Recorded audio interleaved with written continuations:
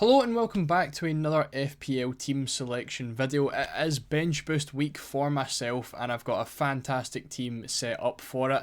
We obviously wildcarded in game week 31, setting up for the bench boost in game week 32, and of course we have a nicely set up team for game week 33 as well, before looking to use the free hit in game week 34. So that is the planned chip strategy for myself. Before we take a look at this week's bench boost team, taking a look at last week's team, obviously we used the wildcard. So this is my instant wildcard team. We ended up with a 58 pointer and it was a nice green arrow of about 150 odd thousand up to 470k, which is finally nice to see myself back in the top 500k, which hasn't really been there since about game week 3 or 4 or something like that. Really when Haaland started to drop off after the start of the season, because it took me so long. I think it took me till game week 12 to end up going with Mohamed Salah, which has been a big downfall for me this season, but starting to see the ranks start to climb back up a bit.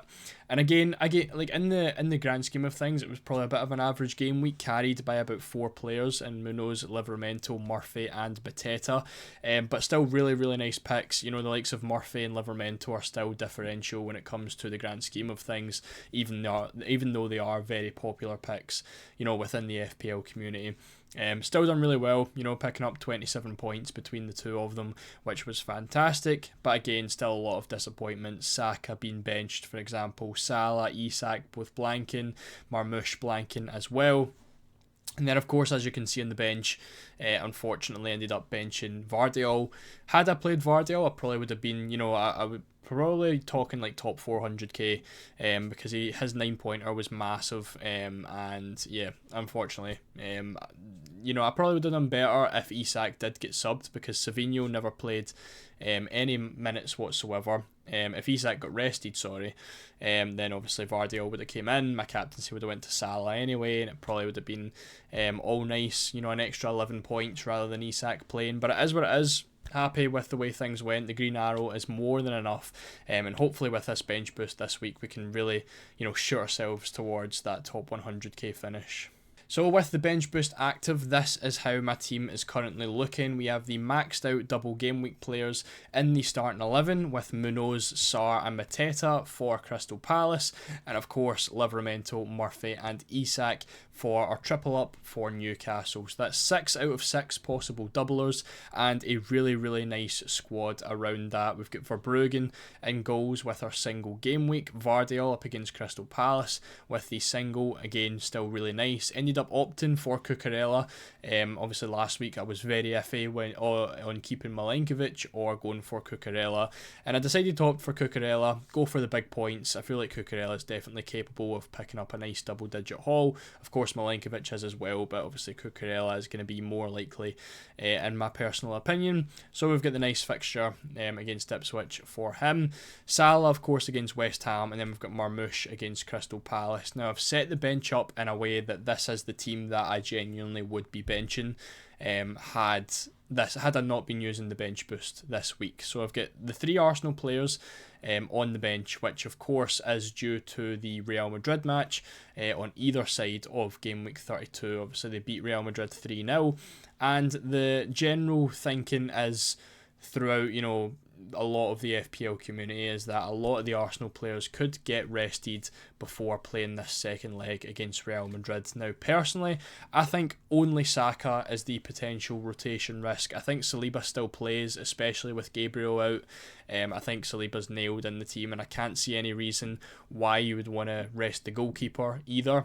So I think Saliba still plays, I think Raya still plays, and I think that's perfectly fine. Of course, we've got Saka, who, in my opinion, is the only possible issue in this team. I've got Savinho as well. Obviously, I need to rely on him starting against Palace, but it's still a nice fixture for him in there as well. So Saka is going to be the only problem. I still think I think he probably will be benched, if I'm being honest, and if he's not, he probably gets subbed quite early on. But we did see in his first week back that even off the bench, he can still score, he can still do well.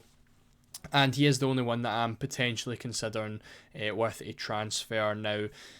I'm not going to do it. I have made the decision. I'm going to keep Saka, but obviously there's Aston Villa players lingering. I've got no Aston Villa players in this team. They have a game against Southampton away from home this week, and they also have a double next week as well. My thinking is obviously with Saka, I'm going to want him for this double. They've got Ipswich, and I think it's Palace again.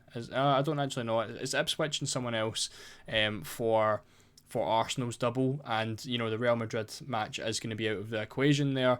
So I think Saka plays both of those games. I think he's totally fit. He plays the double, and I'm absolutely going to want him for that double. So for me, there's no reason to take him out and then potentially risk missing out on a huge haul in game week 33. In terms of replacements I was looking at, there is a lot of Villa midfielders on the radar at the minute. We've got these four right here in Rashford, Rodgers, Asensio and Daniel Malen.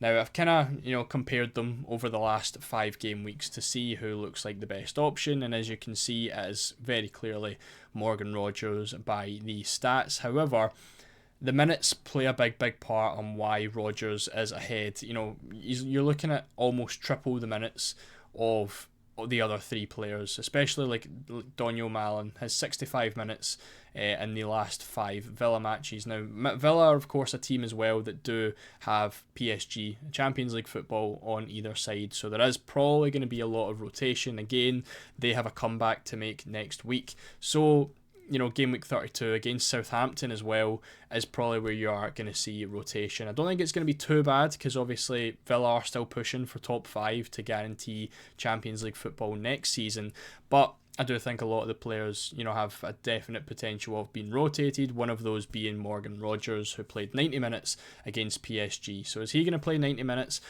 against PSG during the week? They're going to want him to play 90 minutes against PSG next week, so do you really see him playing 90 or even starting against Southampton? Personally, I can't see it. And again, that's just going to be another, same situation as Bukayo Saka. So why would I use a transfer when I'm basically getting the same thing?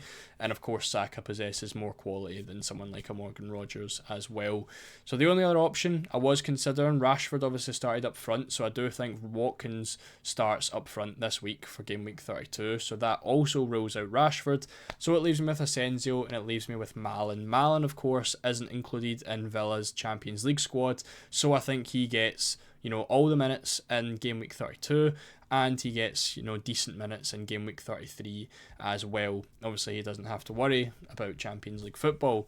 Now Asensio was benched as well against PSG, and he's obviously been in fantastic form since joining Aston Villa in the Champions League and in the Premier League. He's only had 120 minutes as well in the last 5 Premier League matches, but again, his expected goals are really, really nice. If you wanted to go by that based on minutes, he's better than Morgan Rodgers is. The same with Marcus Rashford. He said the most shots on target, more shots on target than Rodgers, again in almost a third of the minutes. So Asensio would probably be the pick that I would be going for out of the Villa midfielders, but again, he's still a minutes risk this week. If not this week, then during the double game week, in which case I think Saka is just the better option. So I do hope that makes sense. If you are looking to potentially bring out Saka for a Villa midfielder, I think you are essentially taking out a minutes risk player for another minutes risk player, even though the fixtures are a little bit better. So for me, I definitely see Saka getting at least some kind of minutes against Brentford at the weekend, and I still think the bench boost is going to be worth it purely because I don't see Raya and Saliba not starting that match. So more than happy with the bench boost this week. I think it is still a very, very solid bench boost week. And I think Saka, of course, is more than capable of getting something off the bench. So really, really nice team. Bench boosting this week. I think I've got 9 doublers, potentially 10 doublers if I was to make a transfer for game week 33, and I'm feeling very, very strong about the way the team is looking for game week 32, 33 and game week 34. So that is going to be it for my team selection video. If you did enjoy, please make sure to leave a like, make sure to subscribe as well. Good luck for game week 32. Let me know if you're also going to be activating your bench boost or if you're going to be saving it for next week in game week 33. So thank you all so much for watching, and I'll see you all in the next one.